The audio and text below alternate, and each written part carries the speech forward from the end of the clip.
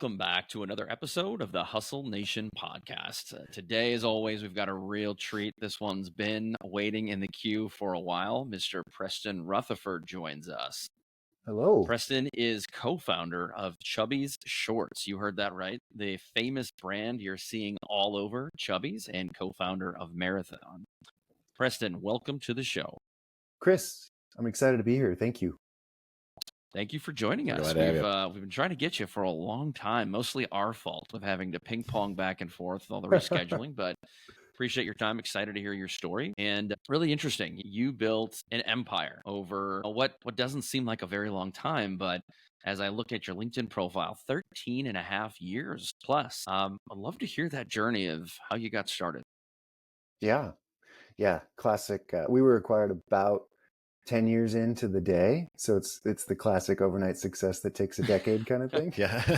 Where you basically look like an idiot on the surface until you're the most brilliant person on planet Earth, and nothing changed except for just some external thing that largely you don't have control over. So from a journey perspective, I'm one of 4 co-founders of Chubbies, and the big disclaimer I always give in any kind of these conversations is like all the credit to the team. You know, like founders played a role, but it was a small role because it's all the team. And then myself, I probably played by far the smallest role. So I always like to take that like it's not me, but I can speak to the journey. I can speak to my journey. And we graduated college, and we went to Stanford, so it was like pressure to do cool stuff kind of thing, right? We graduated in 2008, recession, craziness. So like you've got this, I'm going way back, but like you've got this tension between like, I studied my face off. I've got all these expectations, whether they be internal or even external.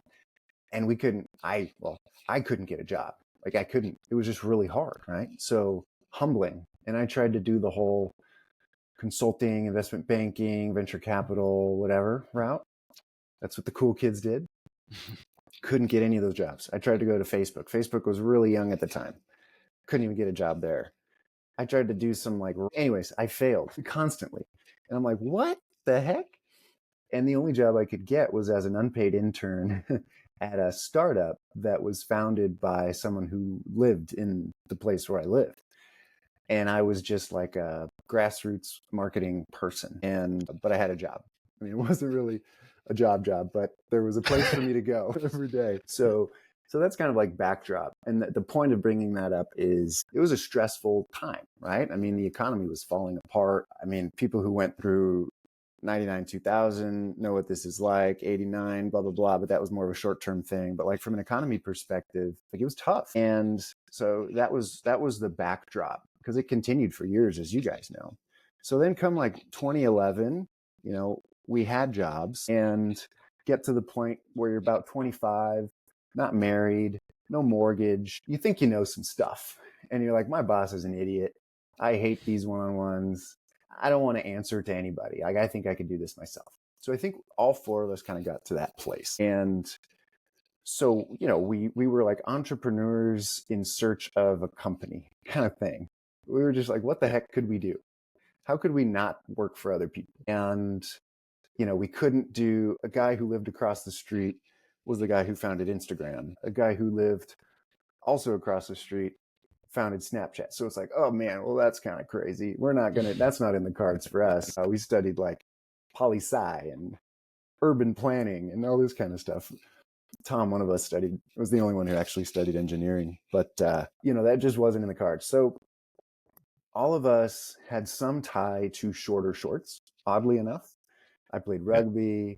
Tom and Kyle played soccer. Rainer spent a lot of time growing up in the Southeast, where shorter shorts are more of a norm. So I think it was Kyle who had an old pair of shorts that just looked awesome. It was his uncle's actually that was then somehow made it to him. And then there were also some really cool pictures of his dad and his uncle, like on spring break, when Kyle was a young kid. Just this awesome epic look of the shorter shorts, the sideburns, the mustache, that look that was just like so cool from that period of time, this nostalgia, which at the time, 2011, it was a stark contrast from the way people were dressing at the time, right? Cool was, how long can my shorts be? How many pockets can I put on my shorts? How weird, how many jewels? Like there was this whole bedazzling thing men were doing, like the affliction thing and the Ed Hardy thing. So it was just like a weird, and then Abercrombie, like the guys with their shirts off, standing at the door, right? Spraying you with cologne and like horrible music and just like frowning upon you if you didn't look a certain way as you are.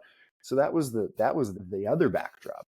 So you've got all this stress, you've got all this like men's fashion is just the least welcoming, the most taking themselves seriously kind of situation. And then our tie to shorter shorts. And so all that kind of came together where it was like, okay, there seems like a product gap. There definitely seems like a vibe gap. Like we just kind of felt like no one's talking to us, in the way we want to be spoken. So we're like, well, shoot, let's just see if we can make some shorts and sell a couple. So that was kind of it. And we put some money together, a couple $1,000s each, and went out and tried to find someone to make some shorts. And that person who we paid up front before they made anything took our money and was never to be heard from again. So that was a resounding success. First attempt at any kind of step towards progress in the company, and we're down, whatever, $10,000. So the second attempt went a little bit better and made a few samples. And the way it first got started was this: every 4th of July, we'd go to this place called Lake Tahoe and have a great time. And this time we kind of brought some of the samples. We were wearing them and we had a few others and kind of gave them to a few of our friends. That was when we saw something that was really interesting. And what we saw was complete lack of apathy. So we either had people on polar opposites of the spectrum. One, this is awesome. Where do you get those? This is crazy. I want them. The other is, you guys are the worst, stupidest looking idiots I've ever seen. I hate you. I hate what you're wearing. I hate who you are. But nothing in the middle. No one was like, meh. And while on the surface, it might seem bad that so many people kind of like hated it and thought it was the worst thing in the world, what we felt, and then what we later learned, is that that's exactly what you need, when creating a product, creating a brand, right? It has to elicit an emotion. It has to be lovable and or hateable. The worst thing is apathy, to be no one to everyone kind of thing. Because then you develop no memory, right? There's no differentiation. There's no rising above the noise.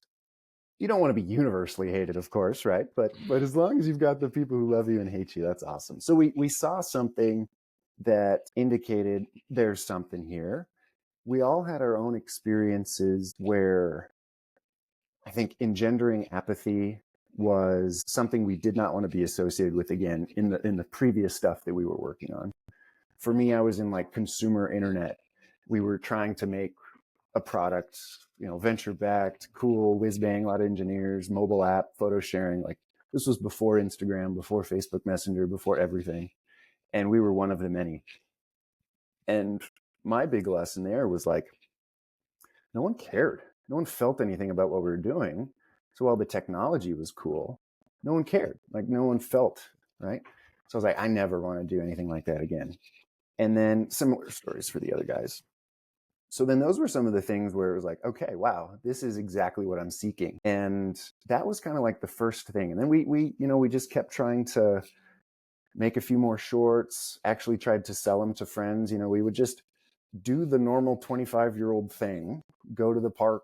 We lived in San Francisco, go to the park on the weekend, throw the Frisbee around, have a couple of beers. And our friends would be wearing, these bright neon colored short shorts that were just, again, so different from what exists, but we would be having fun, right? It was like an immediate feeling that was like very welcoming, because that was who we were, right? We were just like, come hang out, right? Just like, let's have fun. Let's just be together, like whoever you are. Like that's the vibe of Chubbies. And so it was kind of interesting, like kind of, I wouldn't say viral necessarily, but extremely attractive. And so people would just come up, right, and do the same thing. Love it, hate it. But the people who loved it were like, where do I get them? And at that point, we had maybe 20 pairs of shorts. And we'd say, well, I actually have some in my backpack. And this was pre-Venmo. We would then let people try them on. And then they'd be like, yeah, okay, can I just like have them? And if you remember the square card reader that you would stick into your phone. I don't even know if that exists anymore, but that's how we would, we'd swipe credit cards, and that was the first revenue. It was effectively door-to-door sales. Wow. And that's how we started. But at the park while hanging out, having a couple of beers. I love that. Yeah, I mean, what could be better than that? But yeah, I mean, that's kind of like how the initial stuff got started. And it was just like it wasn't e-commerce to start, it was just kind of like, and I'm so grateful that's the approach that we ended up having to take, because we learned so much. You just learn so much staring someone in the eyes and selling them something, or having them not like what you do, and that you just can't learn by getting clicks on a Facebook ad kind of thing. Not that we didn't do that stuff later on. So anyways, those are some of like the initial things that got us going that maybe I can share. So I'm intrigued. So you obviously, at some point, you realized you had something. You had created contrast. You had created interest. What was that point, or points maybe even, where you said, okay, well, now we really have something here. Let's get this online. Let's start driving e-commerce and really try to make something of this. Yeah. I think the next step was, how do we do this e-commerce thing? Shopify was brand new, right? How crazy is that? So, we just tried to build an email list. So we kind of started an ambassador program, emailed some fraternity presidents or social managers and said, hey, we have this highly selective process where you need to go through this lengthy application thing, make a video, blah, blah, blah. We had no one, but it was just the classic process. And you have to sign up your whole fraternity to get them on the email list. And then we did other, like, not just fraternities, like any club that we could find that where there was a group of people who might be a fit, built the email list, and then just started doing pre-sales. So, effectively crowdfunding, but this is the thing we want to make, and it'll be delivered in 6 months or whatever, buy it now. And that was kind of how we funded the business, from like a working capital perspective, to actually buy the inventory. And so that's how we got started. And mind you, we still had our full-time jobs. This was a nights and weekends thing. And, that's how we kind of got the ball rolling a little bit. We then had some instances where we missed delivery dates. And when you sell an American flag pair of shorts, it's got to be there before 4th of July. And, when you miss that, it's catastrophic. At least it feels that way. So had to raise a little bit of money, raised, I don't know, $600K from 60 of our closest friends and family kind of thing, which was a mess from an accounting perspective every year thereafter, from a K1's perspective, blah, blah, blah. But, they were the people who kind of like stuck their neck out. And that allowed us to kind of like have some inventory. So it was about, $2 million in annual run rate when we were just like, okay, quit the job. We can pay ourselves non-zero, but not much, and work on this full time. And full-time meaning we would go to one of our co-founders' apartments and sit at their, small dinner table and just work all day. But that was kind of the beginning. And then we were very fortunate that some of the early growth just was there. This was a time when UGC, this is not even like influencer, just UGC was just becoming a thing, right? And it was so different to post a photo coming from your iPhone, on social media or whatever, versus like the highly produced, Calvin Klein, Ralph Lauren type, right? So just doing all these things that were very different, where it just felt this is a stark contrast to status quo. This was a time when you could reach all of your Facebook following, right? And that about 10% of people would actually engage, right? It was just crazy. Organic virality was possible, not even doing ads. And so we were able to kind of reach a lot of people, grow, build up a community pretty quickly. And, that's kind of like how we got to maybe, I don't know, the first 2 to 5, 6, 7, 8 million. What was the big turning point in Chubbies? Like, what was it a big retailer? Was it a big e-commerce win? What was it that really took the company from homegrown, viral, grassroots to being like, oh wow, we've kind of arrived? I love the question. And the answer is nothing. Like, it was just every day try not to go out of business. Every day, feeling like you're underperforming. And then you look back, right? And it's like, wow, really cool. But every day you're like, this sucks. I wish I was growing 10 times faster. I'm a horrible manager. That post sucked. This product launch sucked. Like, that's the reality of an entrepreneur. Well, maybe it's just me and us, but like, we were just very hard on ourselves, right? And we, had big goals. And when you're in it, it's hard to just be like, we're crushing it. And then maybe for some brands, there's a real turning point, maybe like a ChatGPT moment. That's what a lot of people have. I wouldn't say that for us necessarily. I mean, it was just, and it wasn't even like this. It was like kind of thing, it was just crazy. And, every fall, winter, we'd almost go out of business, because we're a very seasonal company. Cash flow was always a problem.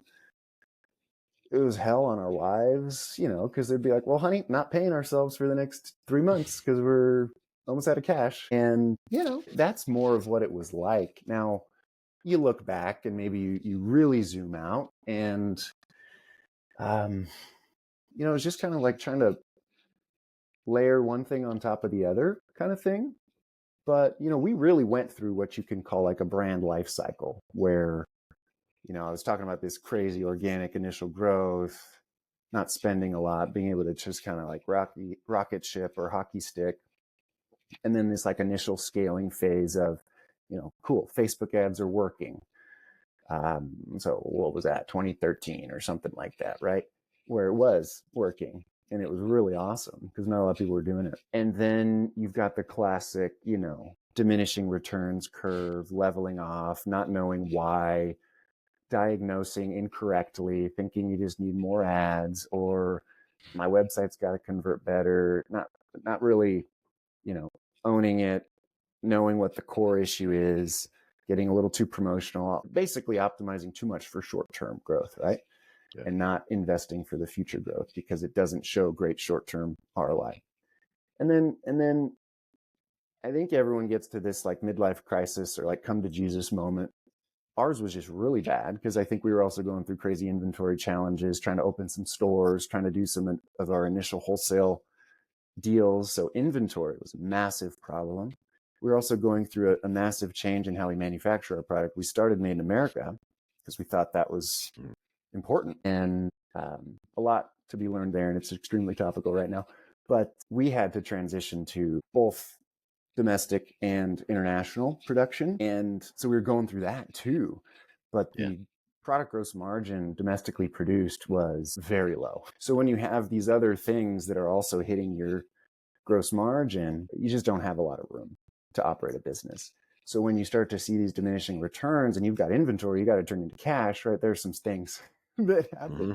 So we really had to come to Jesus moment, and very unfortunately had to fire a large portion of our team and just kind of like do a reset. And this is about 5 years in. So then there's the building back up and just kind of like taking a big step back and saying like, what is success? What am I trying to build here? What truly is equity value driving, right? Is it just top line revenue growth? We learned we were wrong in thinking that was the case. It's like sustainable EBITDA compounding and taking revenue hits in the short term if that's what things are giving us, but optimizing for EBITDA growth, and learning how to invest in the brand, even if it didn't get that click and that short-term purchase, if I'm talking to like digital marketers kind of thing, given that we're an e-commerce brand. That was a big transition, right? I'd say that was a big transition, kind of like coming out of the valley of the shadow of death kind of thing. And it took years though to kind of figure that out, like 2 steps forward, 1 step back, 1 step forward, 2 steps back. But then at that point, you start to feel what do you call it? Like just the flywheel kind of thing where it's starting to get more profitable. Business is starting to generate more cash. You can spend more on marketing. You're doing so where you're not really measuring everything by how it drives short term because you got to build that long term, fill that top of funnel, and generate that future demand. So we started doing the things that we intuited to be right, still using data, of course, always. But hey, this is correct. This is the right way to grow a brand. And then start to have, like retail where there's 85% of all retail sales are done brick and mortar, right? Start reaching out to us, because we're doing the things that, we're not only putting direct response ads out into the world, that are just kind of like, buy this product 50% off right now, which kind of comprises the vast majority of ads we see all the time. It was more funny, awesome, memorable video content that just gets you to remember us, love the vibe. Yeah. And that's like catalytic. That's very attractive. And so people started coming inbound saying, hey, carry us. We want your stuff in our aisles, kind of thing. And that, I mean, being able to then grow in brick and mortar, which is continuing to this day, is, I think, maybe one of the places where it was not really a turning point, but just laying the foundation for what can be continuing scale for decades kind of thing. So anyways, that's like a non-answer, but also kind of trying to answer while also just trying to convey that the whole thing just feels like a mess when you're in it. So if it feels that way, if you're an operator right now, that's how I think that's so critical. I mean, the couple things you shared, I mean, everyone talks about that when they view success post-mortem, right? They think of it as linear. They think of it as this one decision that was made and this great strategy or this great whatever. And yet, as you said, I mean, there's ups and downs. There were plenty of opportunities for you guys to give up along the way. With that frankly, most people would have, because to your point, I mean, like what you just talked through, like there was no like, hey, yeah, we were just hanging out, just watching it roll, right? I mean, it was like, no, and then we had this problem, and then we had this problem, and we didn't know how to solve this, and this would take us down, and then we thought we were successful, and then we had to take a step back, and right. I think that's so critical, because whether that you're doing a startup, you're running a business, any goal you're trying to achieve, we see it so often where people are they quit too soon because they just don't know where the finish line is, and I think that's really critical, just in clearly the mindset that you have and your team had of just what's the next problem? Next up, let's just keep solving. If we solve enough problems, let's see what happens. Yeah. I think as entrepreneurs, I struggle with relishing the wins, just being like, guys, let's just really let this sink in. So that's been a real big development area. And I wouldn't even say I'm good at it now, but because that's like the mindset. It's like, well, okay, like take it. It is what it is. Let's try to fix it. And then when we fix it, well, we've got this other 10 problems. We got to pick the most important one. Let's go try to tackle it. Mm-hmm. That's what it is. It's just like a daily firefight, it's just daily fight. But that's the thing that's awesome, right? Because we control our destiny. And that's the American dream, the global dream, right? I mean, that's the dream for everyone to get the opportunity to do, where like you hold this in the palm of your hands and you can take it wherever and it's on you, right? That's like, I mean, what a full way to live life. Not that it's easy, but like we all choose our hard, and everything's hard. So it's like, do I want hard plus the possibility of, making a lot of people happy, providing a lot of jobs, being challenged every day, learning constantly? Hell yeah, I'll take that hard. So Preston, you talk a lot about the ups and the downs, and certainly as an entrepreneur, we can all relate if we've been there. But I'm curious, as you couldn't necessarily point to one really big moment. There were probably lots of medium to small size victories along the way. But what were some of those big pitfalls? Looking back, what were maybe one or two of the biggest mistakes you feel like, if I just could have gone back in time, I could have prevented that? Great question.